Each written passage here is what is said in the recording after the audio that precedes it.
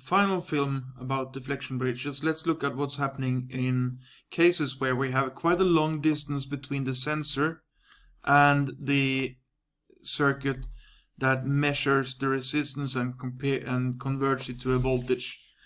If we have a long distance here, you must also take into account the impedance of the wire itself, the loss, the copper loss, and so on. Well, if the temperature here changes, that will influence the overall resistance from here to here. So the overall resistance will change if the temperature changes, and that will be measured in this part as a false reading, so that you get a wrong result due to the impedance of the wires themselves. So therefore, if you have a long distance between the measurement site and the signal conditioning site, you have to do something. The first trick is that you can use something called a 3-wire configuration, and later on we will look at a 4-wire configuration. Of course, with a 3-wire configuration, you save one conductor. The idea is that you have the one side here. This is one side of the bridge, and this is the other side with 2 resistors. These 3 are to illustrate the impedance of the connecting wires. Now, this is rather useful if we have a measurement system here which makes sure that the current that goes in the return line there is close to 0. So if the current, if that is close to 0, this is a rather useful application or a tool to eliminate the false readings from the conductor impedance. Now, if there is no current running here, we can really say that there is no voltage loss across that resistor, so that resistor there can be ignored. Thus, if there is a temperature change, the delta R due to temperature is the same on the top side and the bottom side. So the 2 will more or less eliminate. So they will cancel out each other. And therefore, the 3-wire configuration is used to eliminate the result from the connecting wire impedance when we have a situation where the current flowing into the measurement site is basically 0 on the center wire here. In cases where it's not 0, we need to do a 4-wire configuration where this is on the measurement site and this is on the signal conditioning site, also including this node here is on the signal conditioning site. Now you see that on one side I have 2 wires which run through 2 different wire impedances, and on the lower part I also have the same 2. So these 2 on top is the effect from those is eliminated by the effect from the lower ones. Again, we end up having a system where the end result is quite independent of the impedance of the connecting wires. However, in many cases on measurement instruments, you will see that a system without the bridge is used. A system like this, where you have, for example, your PT100 here, and you have a voltmeter here.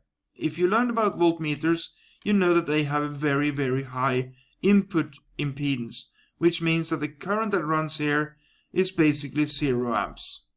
0 amps running here.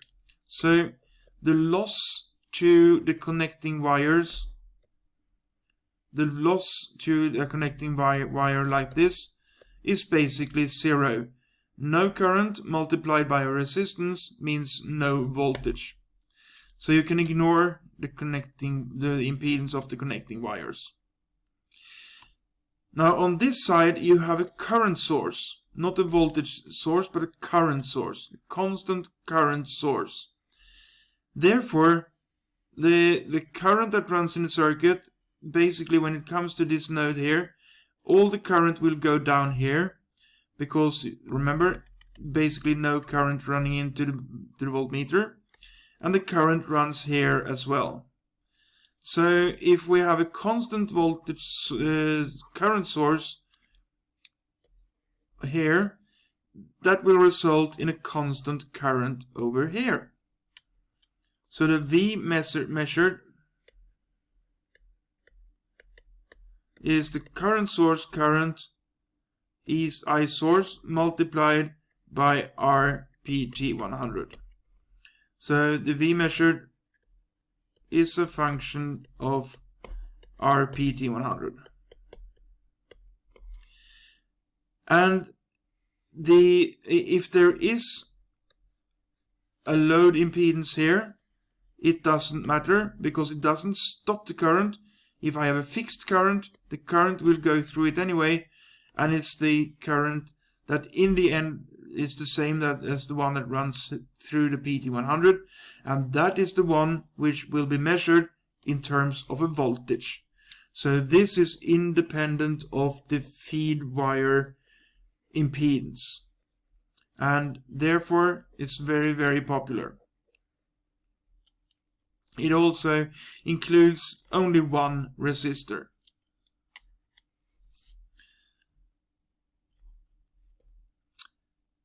If I vary this resistor here, for example an NTC, if I vary that basically from 0 times up to 2 times the size of R2, so let's say that R1, R4 and R2, they are all fixed. This is now varied from the value of 0 times R2 up to the double size of R2. Then I will get this graph as a result. On the x-axis I have RNTC, and on the y-axis I have the measured voltage VAB. As you see, this is a non-linear function. So the result is a non-linear function. Well, if I use this combined with a non-linear NTC, they can actually level out to form a quite linear function. So one non-linear combined with another non-linear can end up, if you connect it in the correct way, they can end up having a linear, overall linear.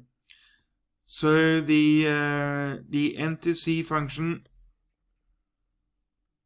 is like this. The nonlinear function of the deflection bridge is like that.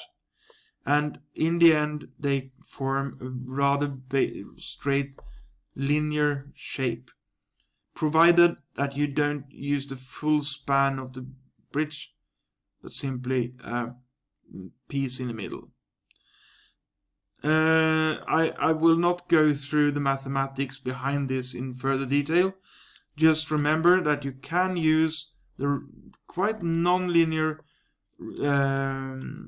function of a bridge to linearize a quite non-linear function of a sensor.